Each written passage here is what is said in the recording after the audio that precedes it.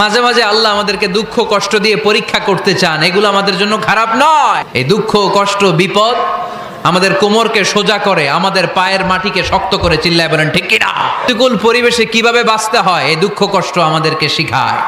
এজন্য মুমিন বান্দার বৈশিষ্ট্য হচ্ছে দুঃখ কষ্ট বেদনা জ্বালা এগুলোতে সে আপসেট হয় না, সে হাল ছেড়ে দেয় না, সে ভরসা রাখে একজনের উপর, চিল্লায় বলতে হবে তিনি কে? কারণ মুমিন জানে রাত্রি যত গভীর হয় অন্ধকার তমানিসা ভেদ করে সুবহে সাদিক হয়। মুমিন জানে গর্ভবতী নারীর পেটের ব্যথা যেই দিন বাড়তে থাকে ওই দিনই নতুন মেহমান আগমনের সময় ঘনাতে থাকে।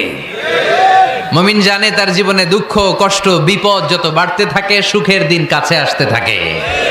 এজন্য মুমিনের হারাবার কিছু নেই। ফাইন্না মাআল উসরি ইউসরা, হে কষ্টের পরেই আছে আনন্দ, দুঃখের পরেই আছে সুখ। আপনি সমস্যায় পড়েছেন, ওই সমস্যার সমাধানও আছে না নাই? এই পৃথিবীতে এমন কোন সমস্যা আছে যেটা সমাধান নেই? সমস্যা তৈরি করেছে কে? আবার সমাধানও দিয়েছে কে? Allah doesn't create a lock without its key. Allah কখনো চাবি না বানাইয়া ওইটার তালা বানায় নাই। তালাও যেহেতু আছে ওই তালার চাবিও বানিয়েছে কে? আনজালাল্লাহু দাআন ইল্লা আনজালাল্লাহু লাহু শিফা। আল্লাহ দুনিয়ায় এমন কোন রোগ পাঠায় নাই যেই রোগের ঔষধ বানায় নাই, এমন কোন রোগ নাজিল করে নাই যেই রোগের কোনো চিকিৎসা বানায় নাই, হয়তো সেটা আবিষ্কার হয় নাই। অনেকে ক্যান্সারের কথা বলতে পারেন যে হুজুর ক্যান্সার এমন রোগ, এই ক্যান্সার তার নাই কোনো অ্যান্সার, কিন্তু বিজ্ঞানীরা বলতেছে এটারও অ্যান্সার আবিষ্কৃত, কিছু কিছু ক্ষেত্রে হয়েও গিয়েছে। এজন্য দুঃখের পরেই আছে সুখ, কষ্টের পরেই আছে আনন্দ। এই দুনিয়াটাই এরকম, কষ্টের পরই আনন্দ। দেখবেন তারাবির নামাজ 20 রাকাত পড়তে কষ্ট লাগে না? কোমরে ব্যথা, হাঁটুতে ব্যথা, কিন্তু 20টা রাকাত যখন শেষ করে মসজিদ থেকে বের হই একটা আনন্দ আছে না নাই? কষ্ট করে পরীক্ষার জন্য প্রিপারেশন নিলেন আপনি কয়েক মাস, কিন্তু ফলাফল যখন ভালো হয় তখন একটা আনন্দ আছে না নাই? সারাদিন রোজা রাখলেন রমজানে, কি কষ্ট, তৃষ্ণায় গলা ফেটে যায়, কিন্তু ইফতারির সময় যখন রুহাবজা শরবতটা খাই কেমন লাগে? আনন্দ আছে না নাই? এজন্য আল্লাহ বললেন ফাইন্না মাআল উসরি ইউসরান, ও নবী কষ্টের দিন মক্কায় অল্প কিছু দিন, মদিনাতে আনন্দের দিন অপেক্ষা করছে। আমাদের জীবনে যদি দুঃখ কষ্ট আসে আমরা ধৈর্য ধরবো, তাওয়াক্কুল করবো একজনের উপর, তিনি কে? কারণ আমরা বিশ্বাস করি কষ্টের দিন এটা চিরকালের জন্য নয়, সামনে আনন্দের দিন আমাদের জন্য সেট করে রেখেছে কে? তাহলে আমরা সূরাতুল ইনশিরাহ থেকে 3টা নেয়ামতের বর্ণনা শুনলাম, বিশ্বনবীকে কি সান্ত্বনা দেয়া হলো সেটা শুনলাম। এবার 2টা গাইডলাইন শুনে তাফসীর আমরা শেষ। লিল্লাহি তাকবীর। গাইডলাইন নাম্বার 1, ফাইদা ফারাগতা ফানসাব। নবী আপনি যখন অবসর হন আপনি ইবাদতে মশগুল হন। ফানসাব ফিল ইবাদা, তাফসীর ইবনে কাসিরে এসেছে আপনি ইবাদতে মশগুল হন যখন আপনি অবসর পান।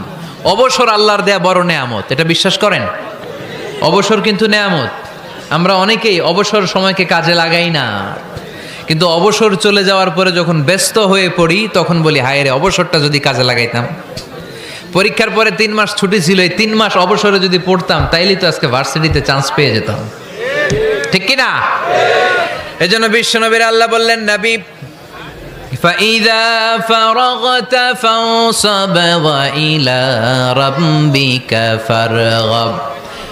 মাদানী জীবনে, মাক্কি জীবনে, দাওয়াতি কার্যক্রমের পরে, রাষ্ট্রীয় কার্যক্রমের পরে যখনই আপনি অবসর পাবেন তখনই আপনি ইবাদত করেন, তখনই বেশি বেশি আল্লাহর কাছে দোয়া করে। দোয়াটা খুব শক্তিশালী, কিন্তু আমরা অনেকে জানি না কি করে দোয়া করতে হয়। সিনসিয়ার দোয়া is like a missile.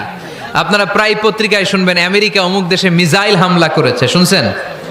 Missile হামলা এমন হামলা কত সেন্টিমিটার বেগে যে কোন জায়গায় অ্যাটাক করবে, যেখানে মারার কথা ওখানে পড়বে। ঠিক দোয়াটা হচ্ছে মিসাইলের মতো। আপনি যদি দোয়ার মতো দোয়া করতে জানেন ওই দোয়াটাও জায়গা মতো যে ভেদ করবে, চিল্লা এখন ঠিক কিনা? কিন্তু আমরা দোয়া করতে জানি না, কি করে দোয়া করতে হয় এটা জানি না।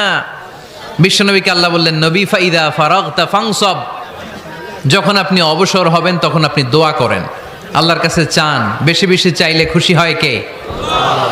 তার মানে প্রথম ঘোষণা হলো ফাইদা ফারাগতা ফানসাব, প্রথম নির্দেশনা হলো নবী যখনই আপনি অবসর পাবেন ইবাদত করবেন এবং দোয়া করবেন, বেশি বেশি আল্লাহর কাছে চাইবেন।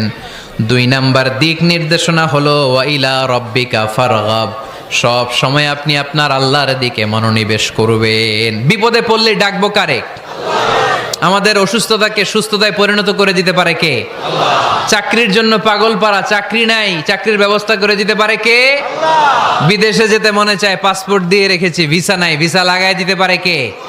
কিন্তু আমরা দুঃখ কষ্ট বেদনা কিছু একটা হইলেই সবার আগে আল্লাহরে শেয়ার করার আগে ফেসবুকে শেয়ার মেরে দেই। আছে না নাই? আপনাদের ফেসবুকে অ্যাকাউন্ট আছে নাকি? কার কার আছে দেখি? আছে। এটার জন্য আমরা ভালো কাজে লাগাই, ঠিক কিনা? আপনি চাইলেই এমনভাবে ফেসবুক ফ্রেন্ড লিস্ট করতে পারেন যারা ভালো ভালো জিনিস শেয়ার করে, যারা মোটিভেশনাল জিনিস শেয়ার করে, ইসলামের পক্ষে কথা বলে। আপনার এক একটা শেয়ারে অনেকের জীবন বেঁচে যেতে পারে, ঠিক কিনা? একজন মুমূর্ষ রোগীকে বাঁচাতে রক্তের প্রয়োজন, রক্তের গ্রুপ এ পজিটিভ। যারা রক্ত দান করতে আগ্রহী তারা এই নাম্বারে যোগাযোগ করুন। ফেসবুকে মাঝে মাঝে এরকম নিউজ আসে না নাই? আপনি just you put down in share, শেয়ারের মধ্যে একটা পুট করে দিলেন, একটু শেয়ার মেরে দিলেন, ছড়িয়ে পড়লো হাজার হাজার ফেসবুক ফ্রেন্ডদের কাছে। তাদের অনেকে ব্লাড দিতে আগ্রহী, সে তাড়াতাড়ি যেয়ে সেখানে ব্লাড ডোনেট করে আসলো। আপনার একটা শেয়ারের কারণে বেঁচে গেল অনেকগুলো প্রাণ। চিল্লা এখন ঠিক কিনা? রক্তদানের মতো শ্রেষ্ঠ ইবাদত হতে পারে? আমরা মনে করি শুধু জিকিরি ইবাদত, আমরা মনে করি শুধু নামাজি ইবাদত। রক্তদান, এক ব্যাগ রক্ত থেকে অনেক মানুষকে বাঁচানো যায়। এর মধ্যে আছে হিমোগ্লোবিন, এর মধ্যে আছে প্লাটিলেট, আছে প্লাজমা। রক্তে একটা উপাদান আছে প্লাজমা, নাম শুনছেন? আগুনে পোড়া রোগীকে বাঁচাতে এই প্লাজমা লাগে। হসপিটালের বার্ন ইউনিটে যেয়ে দেখবেন মানুষ কিভাবে চিল্লায়। নুসরাত নামে একটা মেয়ে মারা গেল না? এক বদমাইশের কবলে পড়ে মারা গেল না? তাকে আগুন জ্বালিয়ে দেওয়া হয়েছিল তার গায়ে, তার প্লাজমাগুলো জ্বলে গিয়েছিল। আগুনে পোড়া রোগীর যে কি কষ্ট, একটু দেখার জন্য হসপিটালের বার্ন ইউনিটে যাবেন, দেখবেন যে কি কষ্টে আছে তারা। এই প্লাজমাগুলোকে অনেক সেন্টিগ্রেড তাপমাত্রা নামিয়ে ঠান্ডা করে দেহে পুশ করা হয়। আপনার এক ব্যাগ রক্ত থেকে প্লাজমা আলাদা করা হবে, প্লেটলেটস আলাদা করা হবে, হিমোগ্লোবিন আলাদা করা হবে, শ্বেতকণিকা, লোহিত কণিকা আলাদা করে অনেকগুলো মানুষ বেঁচে যাবে। এজন্য ফেসবুক থাকাটা দোষের কিছু না, তবে ভালো কাজে আমরা ব্যবহার করব, ঠিক কিনা?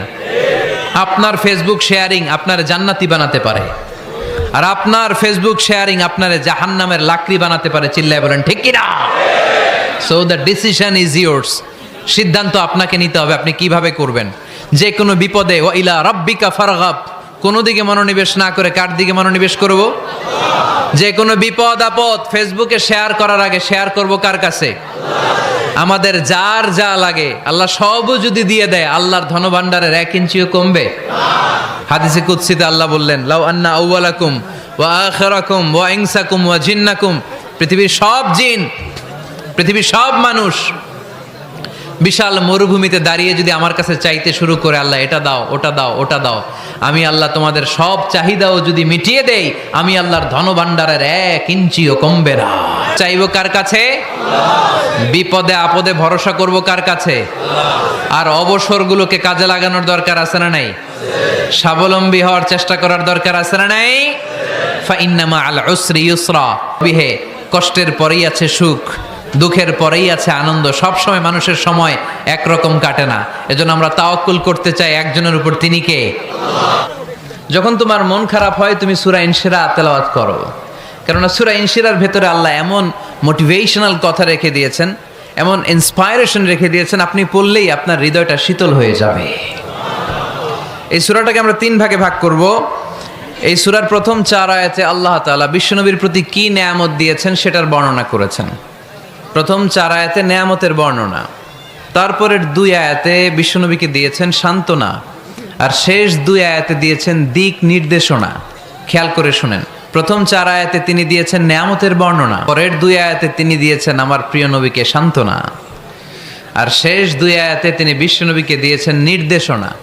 দেখি মনে রাখতে পেরেছেন কিনা? প্রথম 4 আয়াতে নেয়ামতের বর্ণনা, পরের 2 আয়াতে সান্ত্বনা, শেষ 2 আয়াতে দিক নির্দেশনা। তার মানে প্রথম 4 আয়াতে মার্সি এন্ড দ্য বাউন্টিজ, পরের 2 আয়াতে condolence and consolation, and finally শেষ 2 আয়াতে গাইডলাইন।